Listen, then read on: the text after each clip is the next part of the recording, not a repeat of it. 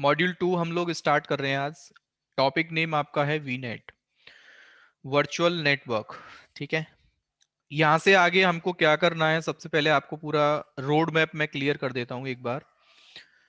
Last time जो हमने अभी तक किया था, हम थ्योरी पढ़ चुके हैं कि कितने टाइप के क्लाउड अवेलेबल हैं, कौन कौन से सर्विस मॉडल्स हैं, एजोर में अकाउंट साइन अप करना, अकाउंट को मैनेज करना, डिफरेंट डिफरेंट अकाउंट्स का मतलब क्या होता है, फ्री ट्रायल अकाउंट है हमारे पास, फिर सब्सक्रिप्शन हमें अपना अपग्रेड करना है बिफोर 30 डेज, पे एज यू गो में। ठीक है, एंड उसके बाद कल का क्लास जो हमने डिस्कस किया उसमें सिंपल हमने दो सर्वर्स बना के देखे थे, एक लाइनेक्स का मशीन और एक विंडोज का।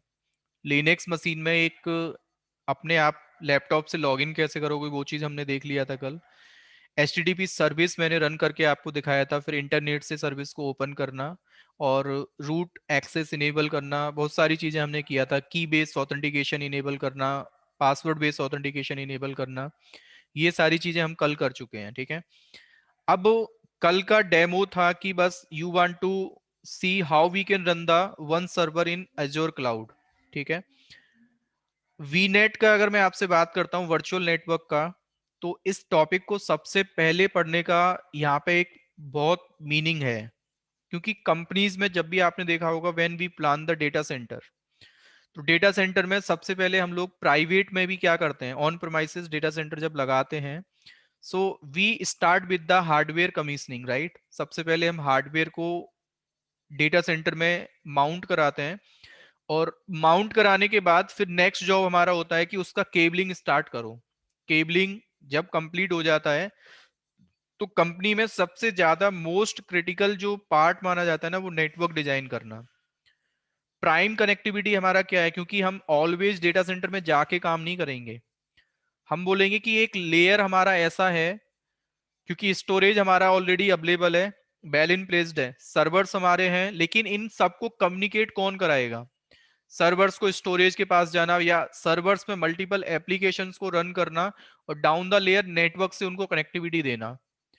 तो हर एक कंपनी में, चाहे आप क्लाउड में काम करें, चाहे आप ऑन प्रीमाइसेस डेटा सेंटर में काम करें, नेटवर्क डिजाइनिंग जो आपका पार्ट है ना, वो मोस्ट इंपॉर्टेंट माना जाता है, मोस्ट क्रिटिकल, और ये वन टाइम जॉब है आपका।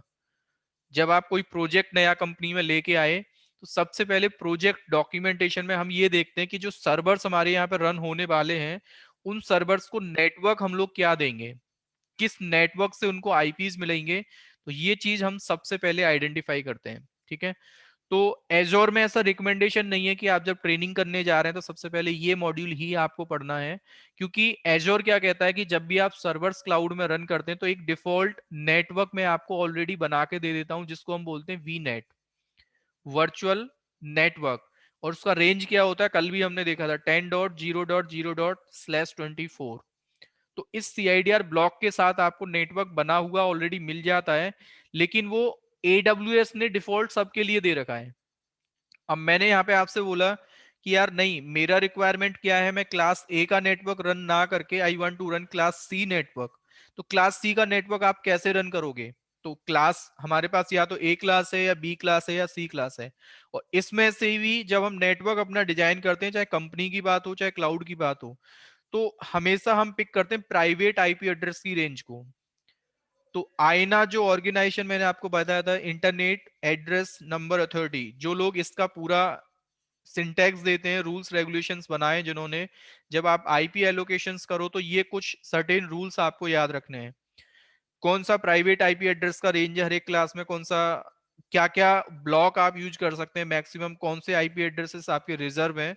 तो वो सारा लेक्चर मैंने ऑलरेडी आपको रिकॉर्ड करके दिया हुआ है। बेसिक नेटवर्किंग वाला जो लेक्चर है वो आप लोग गो थ्रू करना पड़ेगा आपको। ठीक है, जिन्होंने नहीं किया है वो कर लेना, और जिन्होंने कर लिया है वेल एंड गुड। ठीक है, तो वीनेट बनाने के लिए हम लोगों को सबसे पहले क्या करना है, तो वीनेट के कुछ पहले थ्योरी हम लोग कर लेते हैं।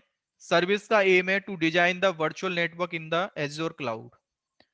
ठीक है, सर्विस आपका रीजन लेवल से काम करता है, यानी कि अगर एक नेटवर्क आपने, लेट सपोज सेंट्रल इंडिया में अगर आपने बनाया है, तो आप यूएस लोकेशन के किसी रीजन में जाके उस नेटवर्क को आप शेयर एक्सेस आप नहीं कर सकते हैं।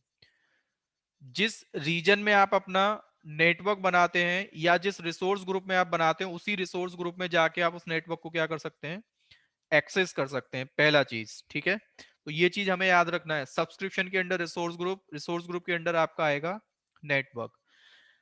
नेटवर्क के अंदर फिर हमारे पास आते हैं सबनेट्स। सबनेट्स हम लोग क्यों बनाते हैं? सबनेट क्या हो गया आपका? एक सेगमेंट हो गया, एक वीलैन हो गया, वर्चुअल लोकल एरिया नेटवर्क, जो कि सिंपल आपको ये बता के दे रहा है कि आपके जो सर्वर्स रन होंगे ना, वो आपको एक सबनेट में एक स्मॉल सेगमेंट का पार्ट आपको बनाना पड़ेगा। जैसे कंपनीज में डिफरेंट डिफरेंट टाइप के हमारे सर्वर्स होते हैं, एप्लीकेशन सर्वर्स अलग हैं, वेब सर्वर्स हमारे अलग हैं, डेटाबेस सर्वर्स हमारे अलग हैं। तो इनको भी अलग अलग तरीके से आइडेंटिफिकेशन देने के लिए मैंने बोला कि आपका मैं सेगमेंट अलग कर देता हूं। DB server by default dB के सेगमेंट से कम्युनिकेट कर रहा है, लेकिन यहाँ पे एक कॉन्सेप्ट आपने देखा होगा जिसको हम लोग बोलते हैं इंटर वीलैन राउटिंग।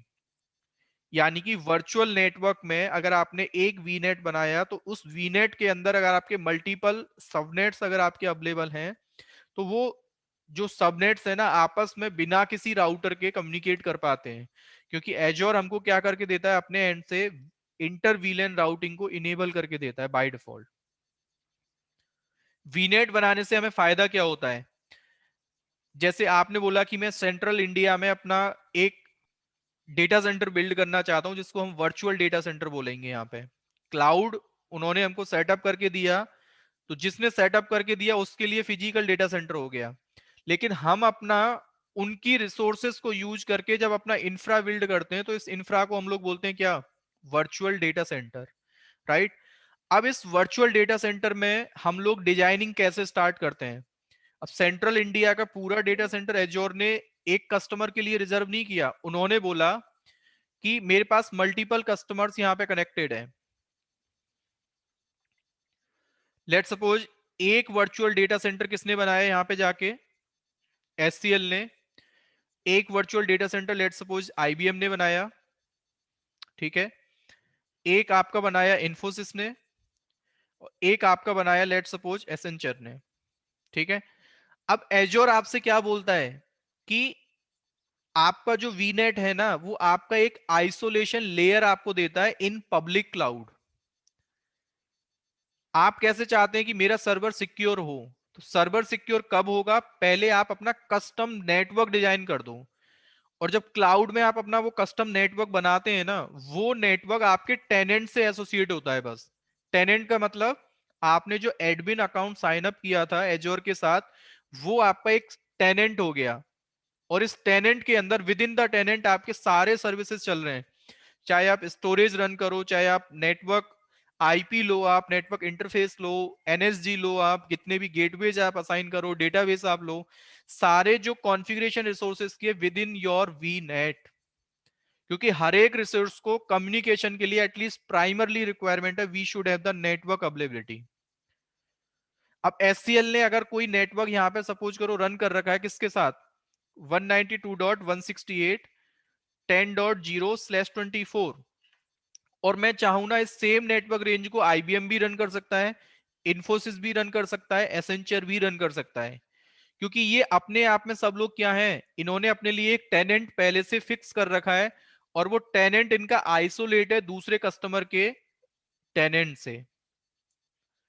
और हम अपने एरिया में, अपनी बाउंड्री में हम कुछ भी करें, कोई भी नेटवर्क रन करें, इसके लिए कोई भी कॉन्फ्लिक्ट नहीं है यहाँ पे कि जो नेटवर्क रेंज मैंने डिफाइन कर दिया कोई दूसरा बंदा उसको नहीं ले सकता है। अगर आपको अपना नेटवर्क डिजाइन करना है, तो आप जाओ आराम से, अपने नेटवर्क को आप डिजाइन करके अपना काम कर सकते हैं, ठीक है। तो वीनेट की टर्मिनोलॉजी में सबसे पहला जो टर्म आता है इटसेल्फ, हम इसको बोलते हैं क्या? सर्विस का नाम भी वीनेट है, और सबसे पहला जो टर्म हमारे पास आता है ना, एक छोटा सा टॉपिक हम डिस्कस कर लेते हैं, वीनेट टर्मिनोलॉजी। सबसे पहला टर्म हमारे पास आता है क्या? जिसको हम बोलते हैं यहाँ पे वीनेट।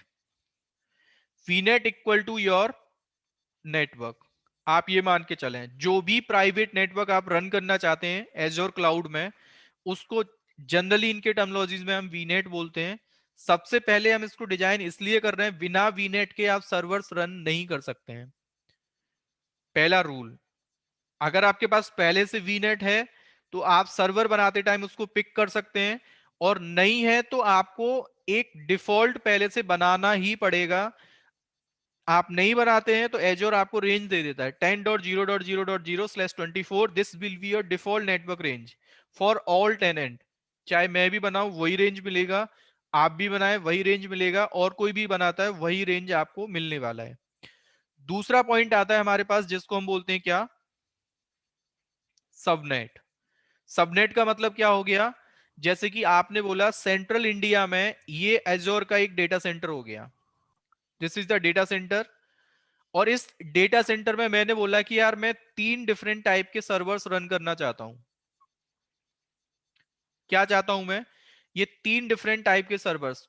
कुछ सर्वर्स मेरे किसके नाम से होंगे, जैसे आपके वेब सर्वर्स हैं तो आपने बोला इन सर्वर्स पे मेरा वेबसाइट चलेगा। कुछ सर्वर्स आपके कैसे हैं, डेटाबेस के सर्वर्स, जो कि आपके वेब सर्वर्स डेटाबेस उनको चाहिए कुछ भी रिकॉर्ड फैच करने के लिए, तो आपने डेटाबेस के लिए एक सबनेट फिक्स कर दिया, ठीक है। फिर आपने बोला कि मेरे को कुछ सर्वर्स मॉनिटरिंग के भी चाहिए, एक सबनेट आपने मॉनिटरिंग के लिए फिक्स कर दिया। अब यहां पे ये बात आती है कि सबनेट से पहले आप अपना वीनेट एड्रेस बताओ, अपना नेटवर्क आप क्या रन करना चाहते हैं। लेट्स सपोज आपने बोला मैं ऐसा करता हूं, एक नेटवर्क यहां पे रन करूंगा वीनेट, और उस नेटवर्क को रेंज आपने दे दिया 192.168.10.0/24। रिकमेंडेशन हमेशा क्या होता है, क्योंकि मैंने आईपी एड्रेसेस के ना टाइप बताए थे आपको बेसिक नेटवर्किंग में, एक हमारे क्लास फुल एड्रेस होते हैं और एक होते हैं क्लास लेस। क्लास लेस को हम बोलते हैं, जैसे क्लास ए का जो सीआईडीआर वैल्यू है वो डिफॉल्ट /8 है, क्लास बी का /16 है, और क्लास सी का हमारा कितना है /24, राइट। अब हमने बोला 8 16 24, ये सीआईडीआर वैल्यू आप जब यूज करते हैं ना किसी भी एड्रेस के साथ, हम उसको बोलते हैं by default this is the class full address. और /8 16 24, इसको छोड़ के कोई भी एड्रेस आप लेते हैं उसको हम बोलते हैं क्लास लेस। मतलब आप क्लास लेस का सीधा सा मतलब है आप नेटवर्क को ब्रेक करने जा रहे हैं, और नेटवर्क को जहां हम ब्रेक करना स्टार्ट करते हैं स्मॉल स्मॉल पार्ट्स में, उस मैकेनिज्म को नेटवर्किंग में हम जनरली बोलते हैं सबनेटिंग करना। आपको जितने रिक्वायरमेंट आईपीज के हैं उतने आप लगाओ, आईपीज को आपको बेस्ड नहीं करना है।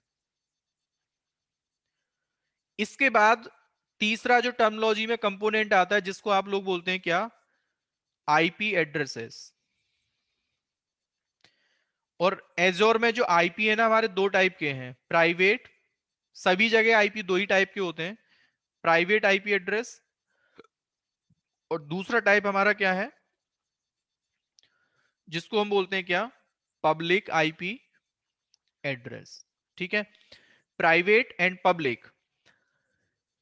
प्राइवेट आईपी एड्रेस कौन से हैं, जिनको कि हम अपने सिस्टम पे एनआईसी के साथ डायरेक्टली असाइन करते हैं। एजोर आपके सर्वर को बाय डिफॉल्ट एक वर्चुअल निक असाइन करके देता है, और आपके सर्वर को जो सिस्टम को आईपी मिलने वाला है ना वो कहां से मिलेगा, प्राइवेट आईपी एड्रेस, यानी कि जो सबनेट आपने डिफाइन किया था उस सबनेट से आपको आईपी मिलेगा। ठीक है, अब मैंने बोला कि यार ये मेरा वीनेट हो गया, इस वीनेट को नेटवर्क रेंज हमने ये दिया 192.168.10.0, बट सबनेट्स को मैं क्या दूंगा, सबनेट्स को लेट सपोज आपने ऐसा फाइनलाइज किया, आप यहां पे जो नेटवर्क रन करना चाहते हैं 10.0/26, यहां पे आपने बोला लेट सपोज 192.168.10 डॉट नेक्स्ट क्या होगा हमारा 64/26। ठीक है, इसका अगला क्या होगा सबनेट 128.10.128/26। अब ये कैलकुलेशन मैं आपको करके नहीं बता रहा हूं, सबनेटिंग वाला लेक्चर आप देखोगे तो वहां पता चलेगा आपको कि ये कैलकुलेशन हमारा कैसे निकल के आया। ठीक है, हर एक सबनेट में एजोर आपसे क्या बोलता है बाय डिफॉल्ट कि आपके जो 5 आईपीज है ना वो क्या है, मैं रिजर्व करके चलता हूं अपने लिए। यानी कि अगर एक सबनेट में वैलिड आईपी आपके अगर 64 आते हैं तो 64 में से 5 आईपी आप यूज नहीं कर सकते, आपके पास जो यूजेबल आईपीज हैं वो ओनली कितने हैं 59 आईपी, 64 माइनस 5 आप अपने आप से कर लेना। और कौन कौन से आईपीज में अपने लिए रिजर्व करके चलता हूं? सबसे पहला नेटवर्क नेटवर्क आईडी, आईडी, दूसरा आपका डिफॉल्ट गेटवे, गेटवे, तीसरा आपका डीएनएस, डीएससीपी या फिर डीएनएस के लिए रिजर्व है, फोर्थ आपका एजोर अपने लिए ब्रॉडकास्ट। रिजर्व करके चलता है, ठीक है। और फिफ्थ आईपी आपका क्या है? ब्रॉडकास्ट। फॉर एग्जाम्पल अगर मैं आपको इसका कैलकुलेशन बताता हूं तो 192.168.10.0/26, तो इसका जो सबनेट मास्क होगा ना वो ये होगा 192। और यहां पे जो आईपी का स्टार्टिंग जो होगा ना वो होगा 10.0 से लास्ट में क्या होगा 10.63, यही होगा ना जब कैलकुलेशन हम स्टार्ट करेंगे। तो नेटवर्क आईडी यहां पे क्या हो गया 10.0, 10.0.0.0, 192.168.10.0, ये क्या हो गया आपका नेटवर्क आईडी। 10.1 क्या हो गया गेटवे, डीएससीपी डीएनएस क्या हो जाएगा आपका 10.2, और 10.3 क्या हो जाएगा आपका एजोर रिजर्व, और ब्रॉडकास्ट क्या हो जाएगा आपका 10.63। यानी कि जो आपके सर्वर्स को जो आईपी मिलना स्टार्ट होगा ना वो कहां से होगा 10.4 से। पहला सर्वर आप जैसे ही बनाओगे उसको आईपी क्या मिलेगा 10.4, ठीक है। ये हम प्रैक्टिकल में भी देखेंगे। अब प्राइवेट और पब्लिक की मैं आपसे बात कर रहा था, तो प्राइवेट आपके कंट्रोल में है। प्राइवेट एड्रेस की मैं आपसे बात करता हूं तो ये यूजर के कंट्रोल में है। यूजर चाहे मैनुअली आईपी भी दे सकता है सर्वर को। और एडब्ल्यूएस अपने एंड से क्या कहता है, मैं ऑलरेडी सबनेट लेवल से आपको डीएससीपी और डीएनएस क्या करके दे रहा हूं, इनेबल करके आपको ऑलरेडी मैं दे रहा हूं। कोई अलग से डीएससीपी डीएनएस सर्वर सेटअप करने की आपको जरूरत नहीं है। और आप कस्टम करना चाहते हैं तो आप वो भी कर सकते हैं, ठीक है। पब्लिक आईपी एड्रेस का कॉन्सेप्ट यहां पे क्या है, public IP address generally control में होते हैं एजोर के। आप एक सर्वर के साथ एक पब्लिक आईपी ले सकते हैं, एजोर उसका एडिशनल चार्ज आपसे नहीं लेगा, लेकिन वो आपके कंट्रोल में नहीं है। आप चाहे कि मेरे को इस ये पब्लिक आईपी मिल जाए डेडिकेट, वो नहीं मिल सकता। एजोर अपने पूल में देखता है पब्लिक आईपी के पूल में कि वेदर कोई आईपी फ्री है तो मैं आपको एलोकेट करके दे दूंगा, ठीक है। तो इसका लैब भी मैं आपको कराऊंगा क्योंकि पब्लिक आईपी एड्रेस भी फर्दर हमारे दो टाइप के हैं, बेसिक और स्टैंडर्ड, उसकी भी मैं बात करूंगा कैसे कैसे क्या क्या उन दोनों में डिफरेंसेस होते हैं, ठीक है। इसके बाद हमारे पास आते हैं कॉन्सेप्ट गेटवेज का। क्योंकि एजोर हमसे क्या कहता है कि जब आपके सर्वर्स एजोर क्लाउड में जब चलते हैं ना तो बीच में एक मीडियम आता है जिसको आप लोग बोलते हैं क्या, इंटरनेट। मतलब कस्टमर जब भी आपके सर्वर्स को कनेक्ट करने आएगा ना तो आपको मीडियम कौन सा मिलेगा, थ्रू इंटरनेट आप उनको कनेक्ट कर सकते हैं। इंटरनेट से जब आप कनेक्ट करने जाते हो ना तो यहां पे एजोर अपने एंड से एक गेटवे लगा के देता है आपको। क्या लगा के देता है, गेटवे। और ये गेटवे पता है क्या करता है, एक routing table, kind of routing table maintain करता है। और उस राउटिंग टेबल में बताता है कि इस वीनेट के अंदर इतने सर्वर्स रनिंग में हैं, कौन से सर्वर का क्या प्राइवेट आईपी है और क्या पब्लिक आईपी है। क्योंकि हर एक सर्वर को बाय डिफॉल्ट अगर आपने पब्लिक आईपी दिया तो every server has two IP, one is public one is private. Private IP तो आपके सर्वर से अटैच्ड है एनआईसी कार्ड के साथ जो आपने असाइन किया है, लेकिन पब्लिक आईपी का इंफॉर्मेशन हमेशा कहां पे होता है, गेटवे साइड। और ये वाला जो गेटवे है ना ये हमारे कंट्रोल में नहीं है, इसको कौन मैनेज करता है, एजोर। ना ही इसको हम अपने अकाउंट में लॉग इन करके देख सकते हैं कि हमारे वीनेट से कौन सा गेटवे कनेक्टेड है। वो इंटरनली आपको अपने एंड से ऑलरेडी ये राउटिंग का फीचर इनेबल करके देते हैं और गेटवे को अपने कंट्रोल में रखते हैं, ठीक है। थोड़ा सा इसका थ्योरी और देख लेते हैं and we will resume with the practical how we can create the custom VNet and subnet. सबसे पहले हम लोग ये देखेंगे, ठीक है। एक, सर एक क्वेरी थी। हाँ जी, सर गेटवे फिजिकली कैसे इम्प्लीमेंट होता है, ये वर्चुअल स्विच होता है, क्या होता है? ये आपका वर्चुअल राउटर आप बोल सकते हैं इसको, ठीक। राउटर को भी हम लोग क्या बोलते हैं, गेटवे बोलते हैं, राइट।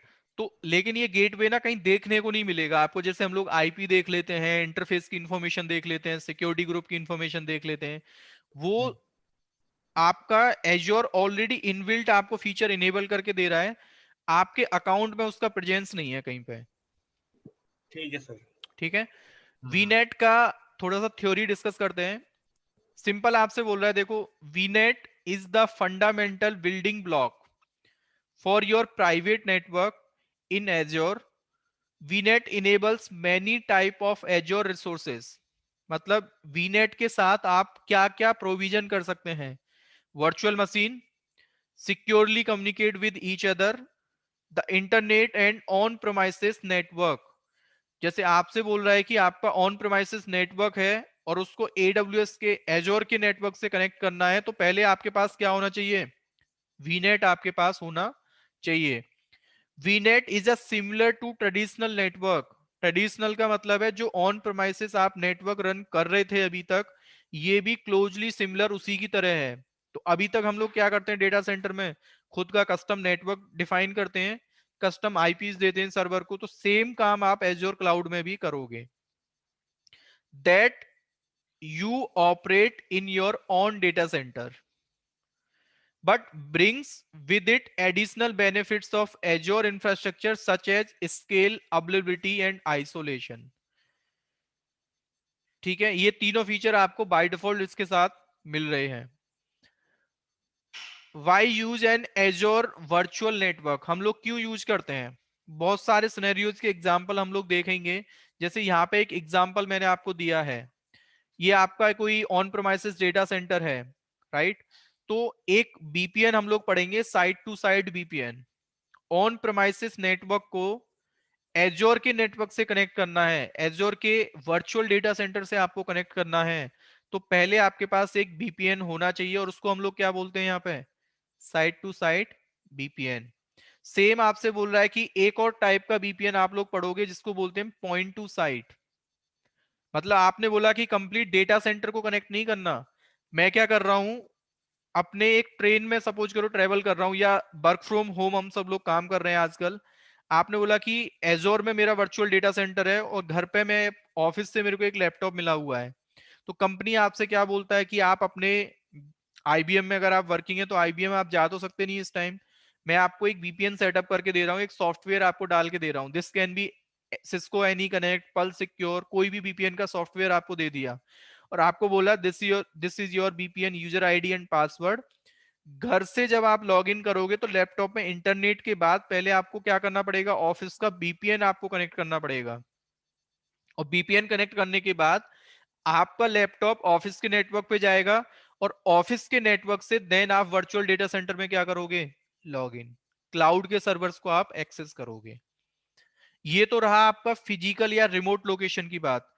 लेट सपोज यहाँ पे एक कॉन्सेप्ट हम लोग पढ़ेंगे बीपीसी पियरिंग का, सॉरी वीनेट पियरिंग का कॉन्सेप्ट हम लोग पढ़ेंगे। वीनेट पियरिंग आपसे क्या कहता है कि अगर दो नेटवर्क आपने एज्योर क्लाउड में चला रखे हैं, एक का रेंज 192 के साथ है, एक का रेंज 10 का है, एक क्लास ए का एड्रेस है, एक क्लास सी का है, बाय डिफॉल्ट दो डिफरेंट नेटवर्क के सर्वर्स आपस में कम्युनिकेट नहीं करते हैं, और उनको आपस में आपको पीयर कराना है, डेटा शेयर करना है, कम्युनिकेशन इनेबल करना है, तो पहले आपको क्या करना पड़ेगा, पीयरिंग कनेक्शन आपको पहले बनाना पड़ेगा। नहीं श्याम सर, एक सेकंड, जो अगर हम पेयरिंग करते हैं तो पेयरिंग तो हम दो डिफरेंट सब्सक्रिप्शन में भी कर सकते हैं या? हाँ, दो डिफरेंट टेनेंट में भी कर सकते हैं, दो डिफरेंट सब्सक्रिप्शंस में भी आप कर सकते हैं। ओके, ठीक है, और दो डिफरेंट रीजन्स में भी कर सकते हैं, क्योंकि पीयरिंग जो हम पढ़ेंगे ना, एक तो लोकल पीयरिंग होता है, एक होता है ग्लोबल पीयरिंग। राइट। ये सब लोकल, वीलन की तरह होती है क्या? सॉरी, ये जो वीलन होता है, वीलन की तरह होती है क्या पीयरिंग? जैसे दो डिफरेंट नेटवर्क को कम्युनिकेट करते हैं वीलन। वो विद इन द नेटवर्क एक होता है इंटरवीलन राउटिंग। इंटरवीलन दो मतलब एक नेटवर्क में दो डिफरेंट सबनेट हैं, जैसे हम अपने टोपोलॉजी पे अगर चलें तो ये जो दोनों सबनेट है ना, दिखने में आपको ऐसा लग रहा है ये एक ही नेटवर्क के पार्ट है, लेकिन ये लॉजिकली आपके अलग अलग सेगमेंट हैं। ये भी कम्युनिकेट नहीं करेंगे। इनको आपने अगर कम्युनिकेशन कराना है तो इंटरवीलन राउटिंग करते हैं, बट ये काम हम यहाँ नहीं कर रहे। कंप्यूटिंग में, क्लाउड कंप्यूटिंग में ये चीज ऑलरेडी क्लाउड प्रोवाइडर ने हमको करके दिया, यानी कि with in the network multiple subnets can communicate with each other. सीधा सा मीनिंग इसका ये। बट मैंने बोला कि यार यहाँ पे सपोज करो एक और नेटवर्क में डिजाइन कर दूं, फिर उनको आपस में कनेक्शन आपको करना है, प्राइवेट आईपी से कम्युनिकेट आप करना चाहते हैं, तो हमको क्या करना पड़ता है, यहाँ पे एक पियरिंग कनेक्शन डिवाइस हमें लगाना पड़ेगा। ठीक है। और थ्योरी में क्या है हमारे पास, वर्चुअल नेटवर्क के कंपोनेंट्स, सबनेट्स हमारे पास है, और नेटवर्क सिक्योरिटी ग्रुप्स। सबनेट्स का मैंने बता दिया आपको। सबनेट्स भी यहाँ पे ना फर्दर दो टाइप के हैं, एक तो प्राइवेट सबनेट और एक क्या है हमारा public subnet. A network in which there is no internet access, उसको हम क्या बोलते हैं, मतलब सबनेट सबनेट है आपका, लेकिन सबनेट में भी हम ऐसा सेटिंग कर सकते हैं कि आपके उस सबनेट में जितने भी सर्वर्स हम क्रिएट करें वहां पे इंटरनेट ना चले, तो लेटर ऑन उस सबनेट को हम क्या बोलेंगे, ये मेरा एक प्राइवेट सबनेट है। और जिस सबनेट में हम लोग इंटरनेट पे जा पा रहे हैं, वहां से बैठ के पिंग google.com अगर करते हैं, या गूगल से कोई भी ऑनलाइन पैचिंग आरपीएम हम डाउनलोड कर सकते हैं, उस नेटवर्क को हम लोग क्या बोलते हैं, और network in which there is internet access, क्या बोलते हैं उसको हम, पब्लिक सबनेट। ठीक है। इसके बाद सिक्योरिटी ग्रुप का मतलब यहां पे क्या है, this is where you all do your connection settings, like which ports to open, by default all are closed। एक सिक्योरिटी ग्रुप अगर आप बनाते हैं कस्टम, तो वो जितने भी पोर्ट्स हैं सबको बाय डिफॉल्ट क्या करता है, डिसेबल। एक वर्चुअल फायरवॉल आपको एजोर लगा के दे रहा है, आप अपने वीनेट को सिक्योर करने के लिए कोई अननेसेसरी पर्सन आपके नेटवर्क में लैंड ना करे, लॉगिन ना करे, तो आप आइडेंटिफाई लोकेशन के लिए, आइडेंटिफाई आईपीस के लिए ही आप ट्रैफिक ओपन करें, अलाउ करें। उसके अलावा आप कोई भी अननेसेसरी ट्रैफिक अपने वीनेट में आप अलाउ ना करें। ठीक है। तो आई बिलीव हम लोग थ्योरी कर चुके हैं। एनएसजी सर, जो एनएसजी है हमारा, तो एनएसजी तो हम फिर पूरा सबनेट वाइज भी लगा सकते हैं या कैसे, मतलब एनएफवी क्या फॉर बोल रहे हैं आप? एग्जांपल मैं बोल रहा हूँ जो एनएसजी ग्रुप है हमारा, नेटवर्क हाँ, सिक्योरिटी ग्रुप ठीक है, है, और मेरे को पूरे कंप्लीट एक सबनेट पे लगाना है। फॉर दोनों एग्जांपल तरीके से मेरे, अप्लाई कर सकते हैं। NSG can be apply for the subnet as well for the direct interface. Okay, ठीक है। तो उसके लिए क्या जो हमारा बाय डिफॉल्ट फिर जो एनएसजी होगा, जो बाय डिफॉल्ट वीएम क्रिएट करते बार बनता है, तो उसको डीएसोसिएट करना पड़ेगा या उसको डिलीट, मतलब वहां पे क्या करना, उसी में मॉडिफिकेशन आप मतलब कर सकते वरना हैं। दोनों, वरना सर दोनों लग जाते हैं। फॉर एग्जांपल मैंने एक एनएसजी ग्रुप बनाया और मैंने मेरे 5 सर्वर से एक ग्रुप में है मैं सिक्योरिटी बताता हूं ग्रुप। आपको। Yes sir. एक सिक्योरिटी ग्रुप आपने बनाया और राइट आपने वो एनआईसी से भी अटैच कर दिया और सबनेट से भी, राइट तो अल्टीमेटली हम ना तो एनआईसी में चेंज करते ना सबनेट में चेंज करते, हम लोग कहाँ चेंज करते हैं, नेटवर्क सिक्योरिटी ग्रुप में। राइट। तो एनएसजी में जो रूल आप लिखोगे ना, वो एनआईसी लेवल से भी एप्लीकेबल है और सबनेट लेवल से भी एप्लीकेबल है। ओके। तो आपको ये खुद देखना पड़ेगा, अगर मैंने सबनेट लेवल से एनएसजी पे कोई भी फायरवॉल लूप लिखा हुआ है, तो और एनआईसी भी कॉमन उसी एनएसजी को यूज कर रहा है, तो इसका कोई अलग मतलब नहीं है, वो दोनों चीजें क्या है आपके सेम है। ठीक है। ठीक है। ओके। आप चाहते हैं कि यार मेरे को एनआईसी का सिक्योरिटी ग्रुप अलग रखना है और सबनेट लेवल से जो हो रहा है मेरे को नहीं पता, तो यहाँ पे कोई चीज कॉन्फ्लिक्ट भी नहीं होता और सब अपने अपने तरीके से ट्रैफिक फिल्टर करेंगे। एनएसजी अगर आपने इंटरफेस पे लगाया और सबनेट का एनएसजी दोनों अलग है ना, तो ट्रैफिक के रूल दोनों में अलग हो गए। तो यहाँ का रूल अपने तरीके से काम करेगा, जो आपने रूल लिखा होगा, जो ट्रैफिक आपने अलाउ किया होगा, और सबनेट पे जो अलाउ होगा वो सबनेट वाला अपने तरीके से फिल्टर करेगा। ओके। आपने अगर ऐसा कर दिया एनएसजी एनआईसी पे, तो आपने ऐसे से अलाउ कर दिया, और राइट। सबनेट में आपने डिनाई कर रखा है, तो सबसे पहले डिनाई सबनेट को ही पड़ेगा वो, क्योंकि ट्रैफिक इंटरफेस पे आने से पहले सबनेट में आएगा।